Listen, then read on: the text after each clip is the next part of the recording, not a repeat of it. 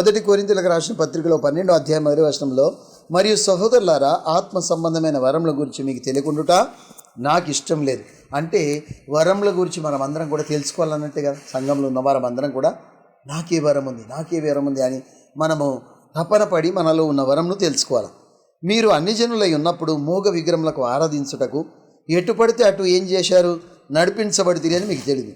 ఇందుచేత దేవుని ఆత్మ వలన మాట్లాడేవాడు యేసు శాపగ్రస్తుడని చెప్పడనియు, పరిశుద్ధాత్మ వలన తప్ప ఎవరు కూడా యేసు ప్రభు అని చెప్పలేడనియు నేను మీకు తెలియజేస్తున్నాను. అంటే మనలో ఉన్న ఆత్మను బట్టి ఏం చెప్పగలుగుతాం మనం? యేసు ప్రభు అనటానికి కూడా మనకు దేవుని ఆత్మ కావాలట. యేసు ప్రభు. దయ్యమాత్మ ఉన్నోళ్ళు యేసు ప్రభు అనజాలరు. యేసుని ప్రభు అనరు కూడా, యేసు రక్తం చేయని కూడా అనరు. యేసు అని నోరుదేరు అను అని చెప్పి దయ్యం పట్టిన వాళ్ళు ఎంత మనం పోరాడిన వాళ్ళతో వాళ్ళ మాట ఒకనాడికి పలకరు యేసు ప్రభు అని. అయితే మనం యేసు ప్రభు అని పలుకుతున్నామంటే మనలో కొంచెమన్నా ఆత్మ ఉన్నట్టు దేవునికి స్తోత్రం. ఈద శక్యంగా నీ లోతులో లేకపోయినా కనీసం చీలమండల లోతులో ఇట్లా కొట్టుకొని సంబరపడేటట్టు చెరువులో ఈత నేర్చుకుంటాం కొంచెమన్నా ఆత్మ మనకుంది కదండి.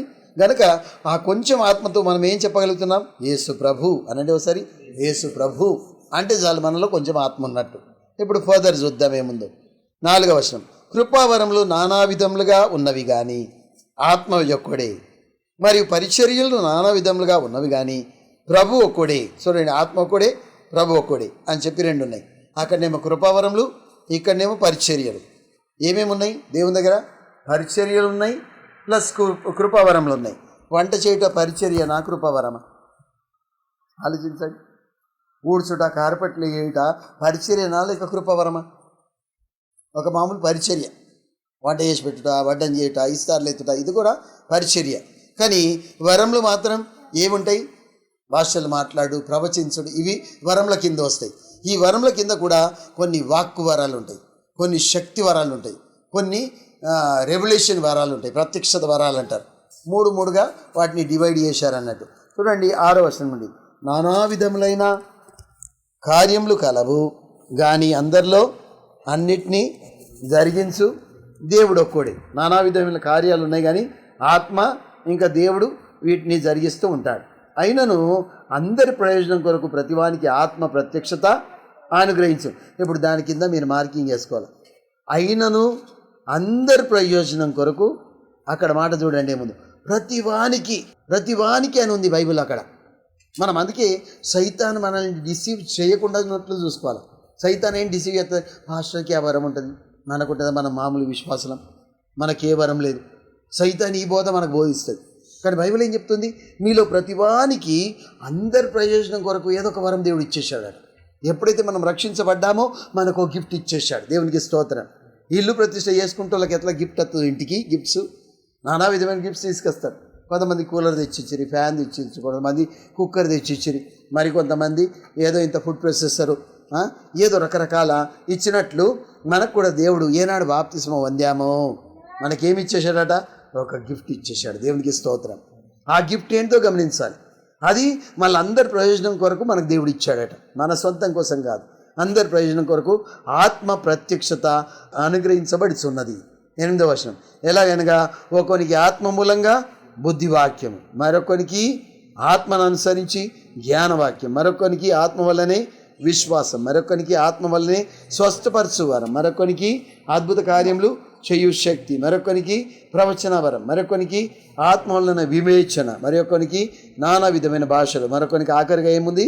భాషలకు అర్థం చెప్పు శక్తి అనుగ్రహించబడి ఉంది. ఈ 3 3 1 3 3 2 6 3 3 9 3 3 3 అంటే 3 వాక్కు వరాలు ఉన్నాయి. చెప్పండి మీరే ఏవే వాళ్ళకెళ్ళి. వాక్కు వరాలు, వాక్యంతో పలికేది, నోటితో పలికేది 3 ఉన్నాయి. ఒకటేమో భాష, పలకండి భాష. రెండోది భాషకు అర్థము. మూడోది ప్రవచనము. ఈ 3 వాక్కు వరాలు. ఇందులో 3 శక్తి వరాలు ఉన్నాయి. శక్తి వరాలు ఏవేవి చూడండి. అద్భుత కార్యములు చెయ్యు శక్తి, ఇంకా స్వస్థపరచు వరం, తర్వాత ఇంకేదైనా ఉందా? విశ్వాస వరం. వీటిని శక్తి వరాలు అంటారు. తర్వాత 3 ఏంది? ప్రత్యక్షత వరాలు. అంటే ఏదో ఒకటి మన ప్రత్యక్షం అవుతుంది. ఇవి దర్శనాలతో సంబంధించినవి అన్నట్టు. ఆ ప్రత్యక్ష వరాలు ఏవేవి ఇందులో గమనించి చూడండి. బుద్ధివాక్కు, జ్ఞానవాక్కు, వివేచన వరం. బుద్ధివాక్కు, జ్ఞానవాక్కు, వివేచన వరం. 3 వాక్కు వరాలు చెప్పండి. ఇంతకుముందు నేను చెప్పిన 3 వాక్కు వరాలు ఏవేవి? భాష, భాషకర్థము ప్లస్ ప్రవచనము. ఓకేనా? శక్తి వరాలు ఏవి? 3. అద్భుత కార్యాలు చేసే శక్తి, స్వస్థపరిచే వరము ప్లస్ విశ్వాస వరం. ఏదైనా దయ్యం ఎలగొట్టాలని వాళ్ళకి విశ్వాసం ఉండాలి, అది శక్తితో కూడింది. లాస్ట్కి ఏముందంటే ప్రత్యక్షత వరాలు 3. అవేంటి? బుద్ధివాక్యము, జ్ఞానవాక్యము, వివేచన. ఇలాంటి 9 వరాల్లో ఏదో ఒక వరం దేవుడు మనకి ఇచ్చేశాడు. ఏదో ఒక వరం. కొంతమందికి ఏదైనా అపాయం ఇంటికి వస్తుందంటే ముందు బయలుపడుతుంది కళ ద్వారా. నాకు ఇట్లా కళ పడ్డదయ్యా, మనకి ఇట్లా జరగబోతుంది, మరి ఎవరికి జరుగుతుందో తెలియదు. మన గుడి గాలబెట్టింది ఐలాపూర్లో, నాడమూలది. అయితే వాళ్ళ గుడి గాలబెట్టిన తర్వాత మాకు కూడా భయమే కదా, మన గుడి అక్కడనే ఉంది ఐలాపూర్లో. అయితే అక్కడ వ్యతిరేకత జరుగుతుంది. మళ్ళీ ఇప్పుడు సభలు పెడతారంటే మాకు దడదడుంది. అయ్యో సభలు పెట్టి వాళ్ళు బొంబాయిలో వెళ్ళిపోతారు, కానీ వచ్చే ఆపద వల్ల సేవకుడు ఎదుర్కోవాలి కదా. అక్కడ ఉన్న వ్యక్తి ఎట్లా అని తర్జన భర్జన చేయంగా దేవుడు ఒక ఆలోచన ఇచ్చాడు. ఏంటంటే కీర్తి ఫంక్షన్ హాల్లో పెట్టేసుకున్నాం అనుకోండి, అందులోనే అన్నీ జరిగిపోతాయి. మనము 4 days కోసం ఒకసారి బుక్ చేసుకొని, ఒకవేళ దేవుని చిత్తం అయితే మ్యారేజ్ కూడా కుదిరితే అందులోనే మ్యారేజ్ పెట్టేసుకొని, అట్లా ఒక ఆలోచన వచ్చింది. మరి చూస్తే ఈ దేవుడు ఏదైతే తలపెడుతుండో అక్కడ జరిగించాలని, దానికి ఇప్పుడు కేరీతి బాగా ఎండిపోతే సారపత్ విద్వరాలు ఇల్లు తెరిచినట్టు దేవుడు వేరే చోటికి మనల్ని పంపిస్తాడు. ఐలాపురంలో అట్టే నడిపించుకోవచ్చు. కీర్తి ఫంక్షన్ హాల్ మెట్పిల్లలు చాలా ఘనంగా గుడికలు మనం పెట్టుకోవచ్చు అని చెప్పి దేవుడు కొన్ని తలంపులు ఇస్తాడు. అయితే ఆ గుడి తగలబెట్టిన వెంటనే ఒక వారం రోజులకి యోహానుకు ఒక కళ వచ్చింది. ఆ కళలో ఏం చూస్తుందంటే అక్కడ ఉంటుంది ఒక ఆమె వడ్లోళ్ళమ్మను వాళ్ళ బిడ్డలను ఇద్దరిని అందులో కట్టేసి గుంజ కట్టేసి మీరు యేసు ప్రభువును వదిలేయండి, యేసు ప్రభువును విడిచిపెట్టండి అని చాలామంది వాళ్ళని ముట్టడేసుకొని వాళ్ళని బెదిరిస్తుండగా కళ చూశాడు యోహాను. నాకు కూడా భయం వేసింది. అయ్యో ఈ కళకి ఇట్లా పడ్డది, మరి ఏమన్నా మరి ముట్టేసుకొని ఏమైనా చేస్తారా అని భయపడుతూ ఉన్నాం మేము. అంతలో నేను చెప్పేసిన ఆయనకు ధైర్యం, ఇట్లా ఏం జరగదు నాయన, కళ ముందే చూపించిందంటే మనం జాగ్రత్త పడాలని ప్రార్థన చేద్దాం వారి కొరకు అని నేను ధైర్యపరిచాను. అంటే కొన్ని దేవుడు మనకు బయలుపరుస్తూ ఉంటాడు జరగకుండా ముందే, ఇట్లా జరగబోతుంది కనుక దాని కొరకు ప్రార్థన చేయండి. అది ఏ లెక్కలు వస్తుందంటే బుద్ధివాక్కు, జ్ఞానవాక్కు, ఇంకా ఏంటుంది వివేచన, ఈ వరంల కింద వస్తుంది. బుద్ధివాక్కు అంటే చూడండి ఎట్లా ఉంటుంది. బుద్ధివాక్కు అంటే యేసు ప్రభును అడిగిండ్రు పట్టి కైసరుకు పన్ను కట్టమంటావా వద్దా చెప్పు. కట్టండి అంటేనేమో మరి నువ్వెక్కడ రాజువు అనేటట్టున్నారు. కట్టకూడదంటేనేమో దేశద్రోహిగా మారిన కింద కేసు పెడతారు. ఇప్పుడు కట్టద్దని రాదు, కట్టండి అన్నారు. అప్పుడు ప్రభు ఎంతో తెలివితో ఏం చేశాడు, మీ దగ్గర ఉన్న నాణ్యం ఇవ్వండి అన్నాడు. నాణ్యం వాళ్ళు ఇచ్చేశారు. నాణ్యం ఇచ్చిన వెంటనే దాని మీద బొమ్మ ఎవరిది ఉంది? కైసరిది ఉంది. కైసరిది ఈ బొమ్మ ఎవరిది అని అడిగితే కైసరిది. మరి కైసరిది కైసరికి ఇవ్వండి, దేవునికి ఇవ్వండి. ఎంత సులువుగా చెప్పేసిండంటే వాళ్ళ నోర్లు దెబ్బకు ఇవ్వండి. దాన్ని ఏ వరం అంటారు? బుద్ధివాక్కు. అందులో బయలుపడ్డ బుద్ధివాక్కు మళ్ళీ ఎవరికి కూడా మళ్ళీ దానికి తిరుగు లేకుండా ఎవరు ఏమనరాకుండా ఉంటుంది కనుక అది ఇవ్వండి. తర్వాత ఇంకో వరం ఏముండదంటే జ్ఞానవాక్కు. జ్ఞానవాక్కు ఎటువంటి వరం అంటే ఇప్పుడు చూడండి, ఒక వ్యక్తిని ప్రభు దగ్గరికి తీసుకొచ్చారు. ఎవరు ఆ వ్యక్తి అంటే నతనీయులు తీసుకురాగానే ప్రభు ఏమన్నాడు, ఈయన కపటం లేని వ్యక్తి, నిజమైన ఇజ్రాయేలుడు, ఈయనలో ఏ కపటం లేదు. ఆయన ప్రభు వలుగుతూ ఉంటే, ప్రభు నువ్వు నన్ను ఎప్పటికీ ఎరుగుదువు అని ఆయన అడిగిన వెంటనే ప్రభు ఏమన్నాడు, నువ్వు అంజూరపు చెట్టకుండా ఉండి ప్రార్థన చేసినప్పుడే నేను చూసా అంటున్నాడు. అంటే ఎక్కడో వాళ్ళ ఇంటి దగ్గర ఉన్న అంజూరపు చెట్టు ఈ ఫిలిప్పీలను పిలుచుకోవడానికి వెళ్ళాడు. వెళ్ళినప్పుడు ప్రభు ఆత్మలో నాట ఆయనను అంజూరపు చెట్టు కింద చూశాడు. ఈ మాట చెప్పగానే ఆయన గుండె జల్లుమన్నది. అప్పు నువ్వు నిజంగా దైవ కుమారుడు అని చెప్పి దండం పెట్టాడు. ఆయన దండం పెడితే దీనికంటే గొప్ప కార్యాలు నువ్వు చూసేదబ్బు, నిచ్చెన మీకు ఎదురుగా దేవదూతలు ఎక్కారు దిగంగా, యాకోబు కళలో మీరు చూశారు. ఆ తిరిగానే పరలోకానికి వెళ్ళే మార్గం నేను, నా మీదకి వెళ్ళి దూతలు ఎక్కంగా దిగంగా నువ్వు చూడబోతున్నావని ఆయనకు ప్రత్యక్ష ఇస్తాడు దేవుడు. అంటే దీన్ని ఏ వరం అంటామంటే జ్ఞానవాక్కు.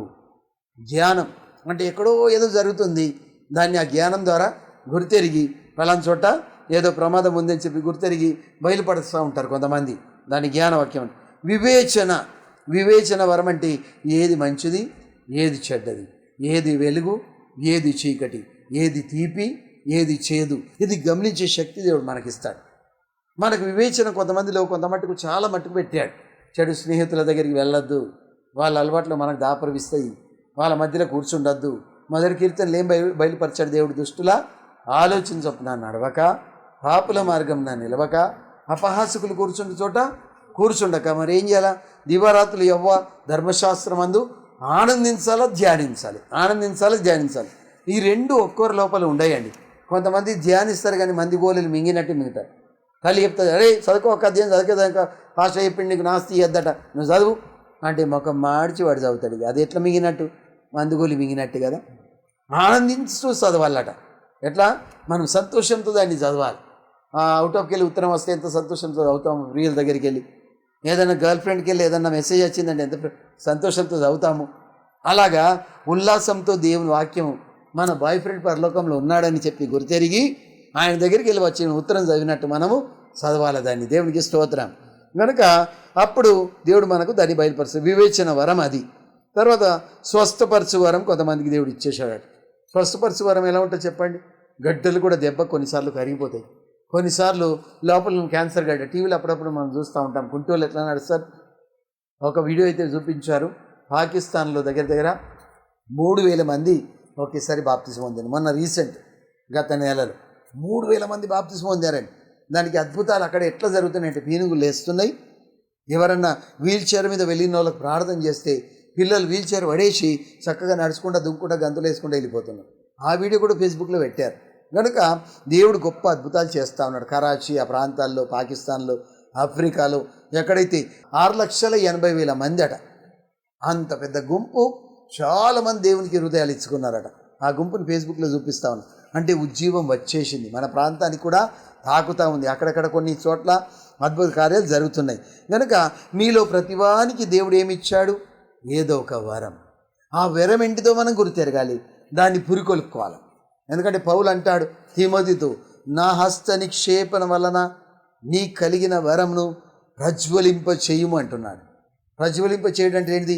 పొయ్యి కింద కట్టెలు పెట్టి గొట్టం పెట్టి పని ఊదినట్టు ప్రజ్వలింప చేసుడు దాన్ని అంటారు. మంట లేదు, నిప్పులు ఉన్నాయి, కొంచెం దగడుంది. ఆ మంట రగులుకోవాలంటే ఆ పుల్ల ఈ పుల్ల తెచ్చి పెట్టి గొట్టం పట్టి ఊకే ఊదాల. ప్రార్థన గొట్టం పట్టుకొని ఊకే ఊదుతూ ఉంటే అప్పుడు మంట రగులుతుంది. పౌలు భక్తుడు ఏం చేశాడు? తిమోతికి ఏం చెప్తాడు? నువ్వు ఊకే ఊదు, ఊకే ప్రార్థన చేయి. నేను ఎప్పుడో చేతి ఉంచాను, నీకు ఎప్పుడో వరం ఇవ్వబడ్డది. నువ్వు ఊకే ఏం చేయి? ఇప్పుడు దాన్ని ఊదు, మంట రగిలించుకో. నా హస్త నిక్షేపణ వలన నీకు ఇవ్వబడ్డ వరం, దాన్ని ప్రజ్వలింప చేయి అంటున్నాడు. ఇక్కడ కూడా మనందరికీ ప్రతి వారికి వరం ఇచ్చాడు. నాకైతే ఉన్న వరం ఏంటిది? బోధించే వరం, సంఘాలు కట్టే వరం, సభలు పెట్టే వరం, పుస్తకాలు రాసే వరం, రకరకాల వరాలు నాకున్నాయి.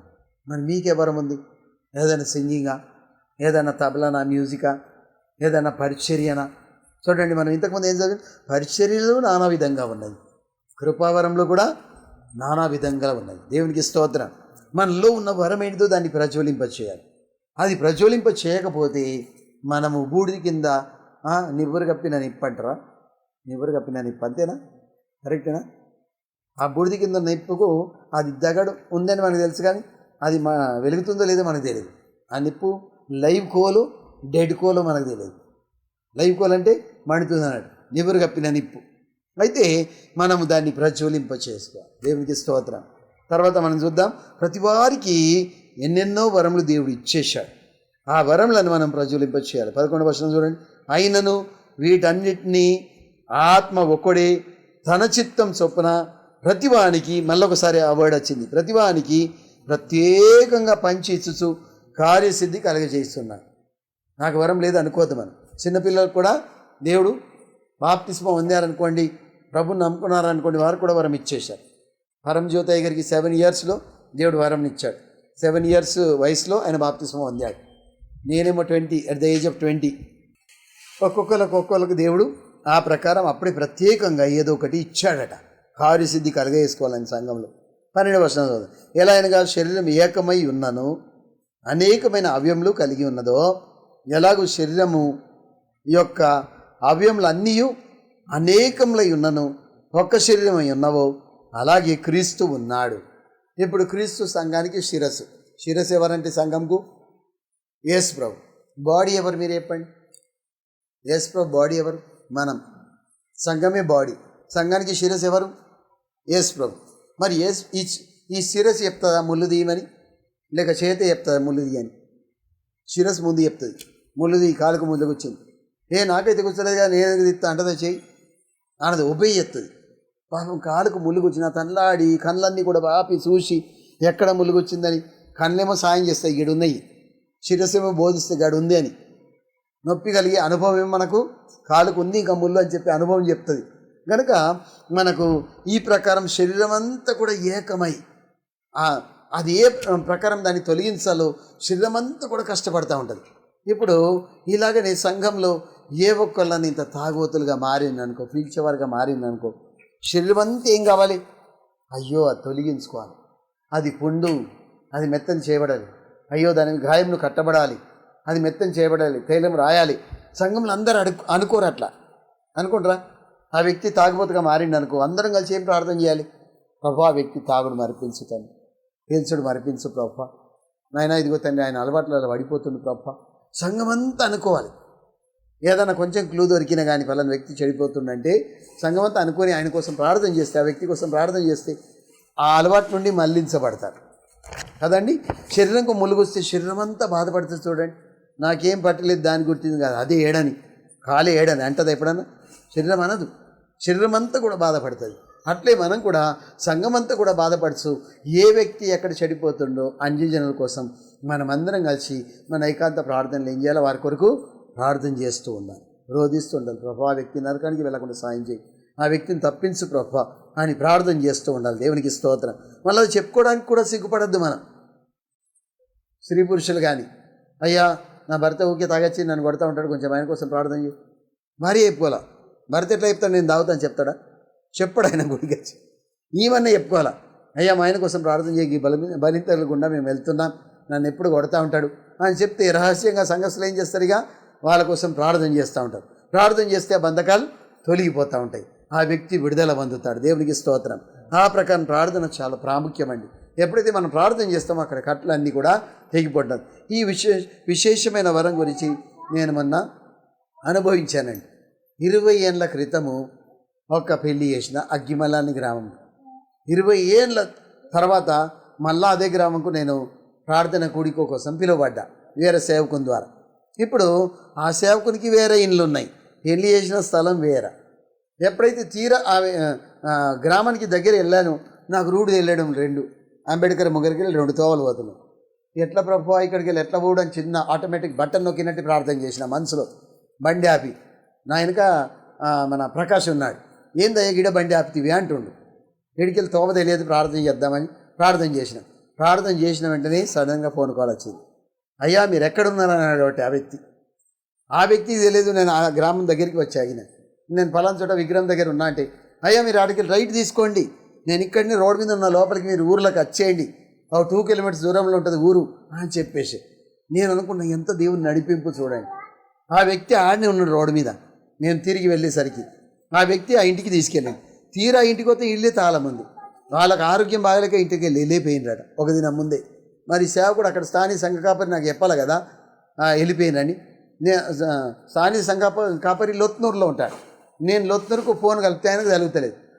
లొత్నూరులోనే ఇంకొక విశ్వాసి కూడా ఉంటాడు, ఆయన పేరు షడ్రకు ఫోన్ కలిపిన. షడ్రకు ఇక్కడ రూట్ ఎక్కడ మాకు తెలియడం లేదు, మరి ఇంట్లో అయితే లేరు, ఇలా ప్రార్థన కూడిక ఉందా లేదా నువ్వు కొంచెం చెప్పవా అని చెప్తే, ఫాస్ట్ అయ్యా మీరు అగ్గిమల వచ్చారా? నేను కూడా అగ్గిమల ప్లాట్లలో ఉన్నాను, చక్కగా మీరు లోపలికి రండి అని ఆయన. దేవునికి స్తోత్రం. ఇక తీరక్కడికి వెళ్తే ఏ ప్లేస్ అది అంటే వాళ్ళే చెప్తున్నారు, ఫాస్ట్ 20 ఏళ్ళ కింద మీరు వీళ్ళ మమ్మీకి మ్యారేజ్ చేయలేరా? ఇప్పుడు ఆ పిల్లది మ్యారేజ్ రేపు. నాకు ఎంత ఆశ్చర్యం వేసింది. తీరా అదే ఇంటికి దేవుడు తీసుకెళ్ళాను. నన్ను 20 ఏళ్ళ క్రితం ఏ ఇంటికి నేను వెళ్ళానో అనుకోని రీతిగా ఆ ఇంటికి దేవుడు నన్ను తీసుకెళ్ళాడు. ఎవరి మ్యారేజ్ ఇప్పుడు? వాళ్ళ బిడ్డది అన్నట్టు. నేను ఎవరికి మ్యారేజ్ చేశానో వాళ్ళ బిడ్డది మ్యారేజ్ అదే స్పాట్లో మరో దినం జరుగుతుంది. అన్యుల పెళ్లి జరగకన ముందు ఆమె కోసం ప్రార్థన చేయడానికి దేవుడు అక్కడ నన్ను నడిపించాడు. ఎవరి కోసం నేను వెళ్ళానో వాళ్ళు లేరు, వాళ్ళు దవాఖానకి వెళ్ళిపోయారు. నా సేవకుడు కూడా లేడు. వాళ్ళ ఇంటి నిండా మంది కూర్చున్నారు. ఆమె ప్రార్థన చేయించుకున్నాను. నాకు ఎంత సంతోషం లేదు. ఎంబడొచ్చిన యమనసులో ఇంకా 3 ఊర్లు కూడా తిప్పాడు. నేను ఆ 3 ఊర్ల రోగుల కోసం ప్రార్థన చేసి అది ఫేస్బుక్లో కూడా నేను పెట్టాను. ఇక మాకు అప్పటికే ఆకలి అవుతా ఉంది, ఎవరు కూడా వంట చేయలేరు, ఎందుకంటే పిలువబడ్డలు లేరు అక్కడ. అప్పుడు అనుకున్న రీతిగా బతుక పెళ్ళికి వెళ్ళడం జరిగింది. బ్రాంచ్ పాస్టర్ ఉంటాడు ఎలిషా అని.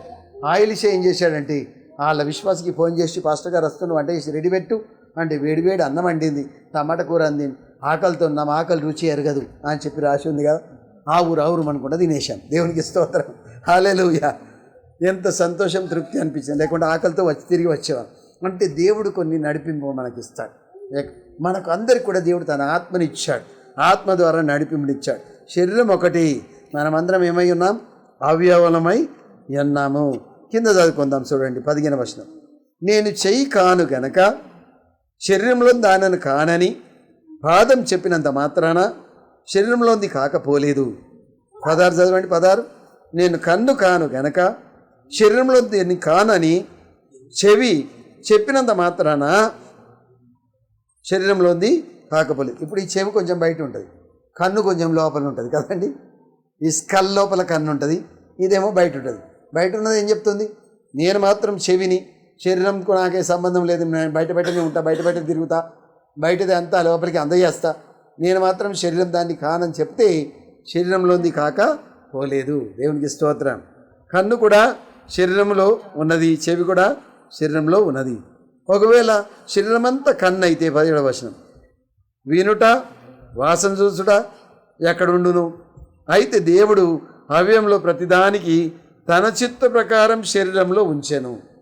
ఇప్పుడు మనం అనుకోరాదు, ఫలానా వ్యక్తి అబ్బో కలువరి మార్గములు ప్రార్థన చేస్తే డామ్మని అందరూ పడిపోతూ ఉంటారు, బెన్నిని ప్రార్థన చేస్తే టచ్ అంటే చాలు అందరూ పడిపోతూ ఉంటారు, నాకు వరం లేకపోయి అని చెప్పి అనుకొని మనం బాధపడడానికి వీలేదు.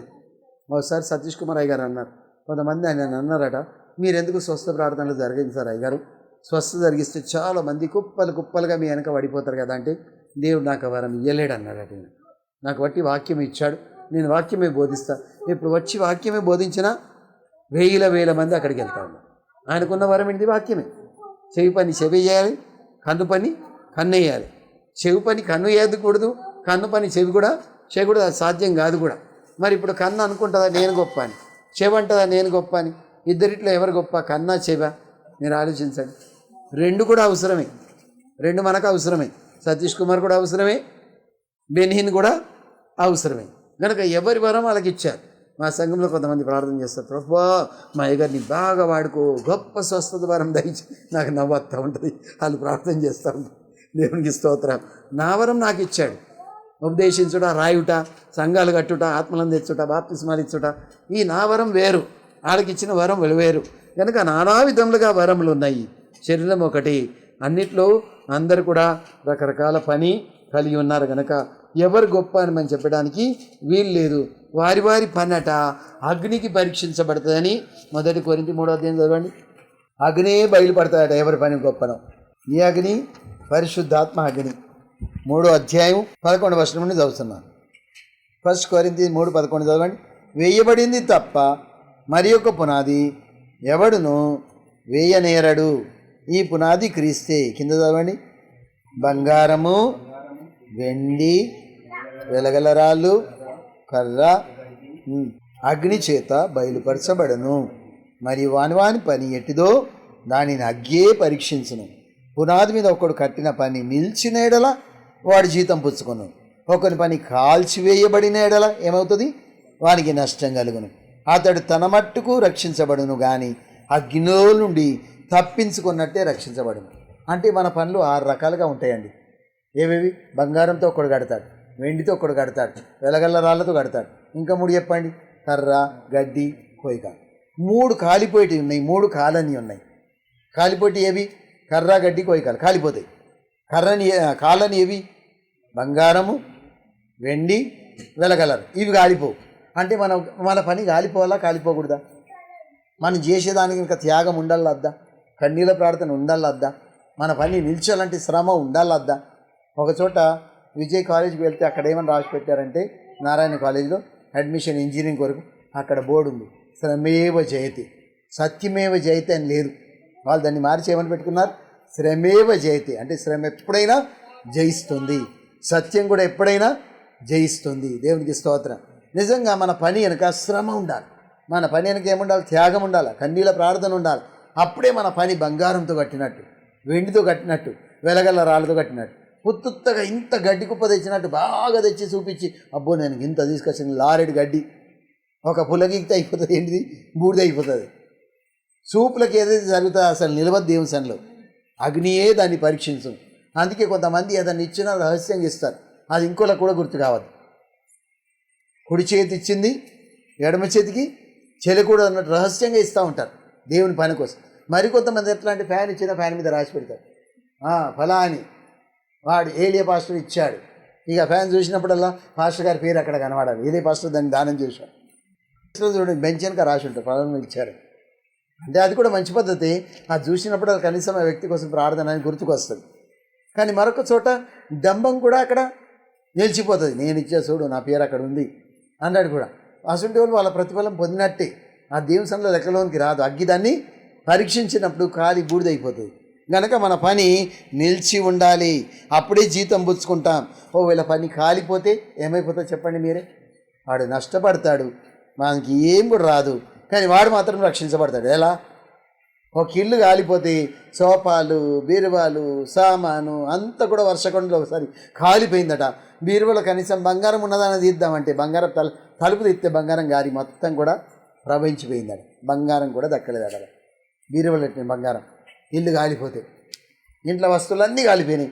ఆ వ్యక్తి మాసం అగ్గిలోకి వెళ్ళి తీసినట్టే బయటపడ్డది. ఇక మళ్ళీ ఇప్పుడు ఏం చేయాలి?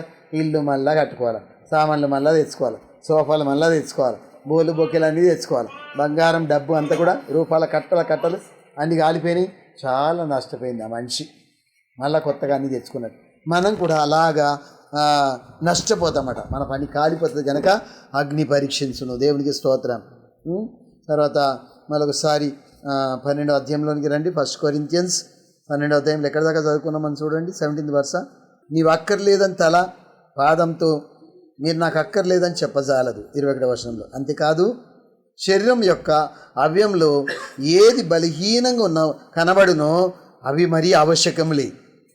మనకేది బలంగా కనబడుతుంది? ఇంత పెద్ద శరీరంలో పిడికిడే ఉంటుంది, శరీరం అంతటికి రక్తం సప్లై అవుతుంది. చూసారు, గింతే ఉంటుంది. Lub dub lub dub. దానికి పని ఎప్పుడైనా రెస్ట్ ఉందా? దానికి రెస్ట్ ఏనాడు వచ్చిందో నువ్వు రెస్ట్ పొందినట్టు. దేవునికి స్తోత్రం. మనం ఎప్పుడైతే పుట్టామో అప్పటి నుండి దానికి తీరిక లేదు, కొట్టుకుంటూ ఉంటుంది. 70 ఏళ్ళ క్యాల్కులేట్ చేస్తే కొన్ని లక్షల కోట్ల సారి కొట్టుకుంటుందని చెప్పి లెక్క వచ్చిందండి. గంటకు ఎన్నో వేలట, 1 lakh పైన కొట్టుకుంటుందా చూడండి. 70 ఏళ్ళకి ఎంత టోటల్ చెప్పించినావు నేను పిల్లకాయలో కాంపౌండ్లో. 1 నిమిషానికి 70 సార్లు. 70 ఏళ్ళకి ఎంత అని అడిగిన, లాస్ట్కు దినమంతా వాళ్ళకి పట్టింది లెక్క చేసానికి. అయితే దానికి రెస్ట్ ఉండదు. అది మాత్రం బలహీనంగా ఉంటుంది కదండి, బలహీనం. దానిలో బొక్క ఉండదు, ఏముండదు. చేతన్న బలంగా ఉంటుంది, ఏదైనా బరువులు ఆవట్టగలుగుతుంది. అది మాత్రం బలహీనం, పిడికడే ఉంటుంది. కానీ శరీరం అంతటికి రక్తం సప్లై చేస్తూ ఉంటుంది. కొన్ని అవయవాలు అట్లుంటాయి మన శరీరంలో. కొన్ని అందంగా ఉండేట, ఏవి మీరే చెప్పండి అందంగా లేదు. ఇవి కారంగా ఉంటాయి, లోపల కార్యము, ఊపిరితిత్తులు, పేగులు, ఇవి చూస్తేనే అసహ్యపడతాం. అలాగుంటాయి వికారంగా. కానీ అవి మాత్రం అవసరమే వాళ్ళ శరీరం నడిపించడం. కొన్ని గణహీనంగా ఉంటాయి, అయినా అవసరమే. 26వ వచనం చదువుదాం. కాగా ఒక అవయవ శ్రమపడినప్పుడు అవయములన్నీ దాంతో కూడా శ్రమపడును. ఒక అవయము ఘనత పొందినప్పుడు అవయవాలన్నీ కూడా దాంతోపాటు గంధం. కాళ్ళు ఎప్పుడన్నా అంటే ఒలింపిక్ రేస్లో ఉరికింది నేనా మేడ నువ్వా, నీకెందుకు దండ వాడాలి, కాళ్ళకు నాకు దండలు వేయాలి కానీ అంటదా మేడ అది పాపం. పరిగెత్తాయి కాళ్ళు, శ్రమ పడతాయి కాళ్ళు, కానీ దండ ఎక్కడ పడుతుంది? మెడకే పడుతుంది దండ. చూశారా, దేవునికి స్తోత్రం. కానీ అయినా కానీ శరీరం అంతా ఉల్లాసం పొందుతుంది. మెడకు దండేసినా శరీరం అంతా సంబరపడుతుంది. వాటికి ఎప్పుడు వాదం రాదు. నీకెందుకు, నాకెందుకు, నాకు లేదు, నీకు లేదు అని వాదం ఎప్పుడు కూడా రాదు. అట్లే మన సంఘంలో కూడా ఎవరు ఘనత పొందినా సంఘమంతా సంతోషించాలి. ఎవరికైనా శ్రమ కలిగినప్పుడు చెప్పండి, సంఘమంతా శ్రమ పడాలి. వాళ్ళ కోసం కన్నీళ్ళ ప్రార్థన మనం చేయవలసిన బాధ్యులమై ఉన్నాం. కానీ అంతగా మనం ఆత్మలో ఇంకా ఎదగలేం కదా, పిల్లకాయలాగానే ఉన్నాం. అంతగా ఆత్మలో ఎదిగిపోలేం. కనుక రాను అంతగా ఆత్మలో మనం ఎదిగిపోయి వాళ్ళతో పాటు ఏకంగా మనం ఏకం అవ్వాలి. అప్పుడు త్వరగా దేవుడు ఏమిస్తాడు? 2 మనసు ఏకమైందనుకో, 2 కలిసి ఏకపించి ప్రార్థన చేస్తే 10,000 మందిని మనము పారద్రోలచ్చు. ఒక్కడు కలిసి 1,000 మందిని తరుమును, 2 కలిసి 10,000 మందిని తరుమును. 2 ఏకపించి. ఇప్పుడు ఇక్కడ కూర్చున్నాం ఎంతమంది? 7 ఉన్నాం. 7 ఏకపించి ఏదైనా ప్రార్థన చేసింది అనుకోండి, తప్పకుండా అది నెరవేరుతుంది. ప్రార్థన మనం చెప్పారనుకోండి, మనం కలిసి ప్రార్థన చేసినాం అనుకోండి, అది తప్పకుండా దేవుడు నెరవేరుస్తాడు. దేవునికి స్తోత్రం. 27 చదవండి. అటువలే మీరు క్రీస్తు యొక్క శరీరమై ఉండి వేరువేరుగా అవయములై ఉన్నారు. మరియు దేవుడు సంఘంలో మొదట కొందరిని అపోస్తలుగాను, పిమ్మట కొందరిని ప్రవక్తలుగాను, పిమ్మట కొందరిని బోధకులుగాను, అటు పిమ్మట కొందరిని అద్భుతములు చేయువారిగాను, తర్వాత కొందరిని స్వస్థపరచు కృపావరములు గలవారిగాను, కొందరిని ఉపకారములు చేయువారిగాను, కొందరిని ప్రభుత్వములు చేయువారిగాను, కొందరిని నానావిధ భాషలు మాట్లాడువారిగాను నియమించను. చూడు, అందరికీ అన్నీ ఇయ్యలే, రకరకాల వరములు వంచేశాడు.